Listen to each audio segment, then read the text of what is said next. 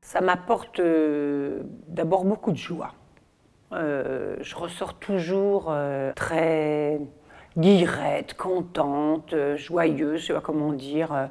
Il s'est passé des choses créatives. Ça m'apporte de la créativité, ça c'est sûr. De la liberté, on fait là des choses qu'on ne fait pas ailleurs, bien évidemment. On pousse ses désirs ou ses envies de jouer, de plaisanter, beaucoup plus loin, quoi. On a beaucoup moins le souci d'être rationnel, efficace.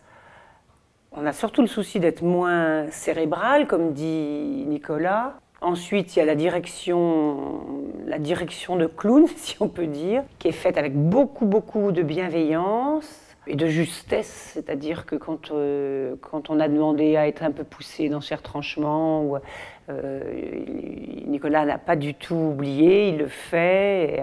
Et puis troisièmement, il y a le moment où il demande comment on l'a vécu. C'est-à-dire qu'on peut mettre des mots sur ce qu'on a ressenti et il prend son temps pour écouter chacun très attentivement. On ne repart pas avec tout un paquet d'émotions qui restent non dites, non verbalisées. Et ça, je crois aussi que c'est très important pour évacuer ces choses un peu particulières qu'on a vécues, quoi.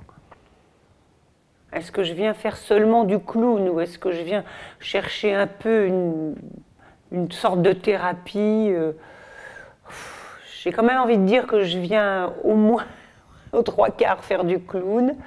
Peut-être que je sens qu'il y a un peu de thérapie, mais c'est quand même très discret.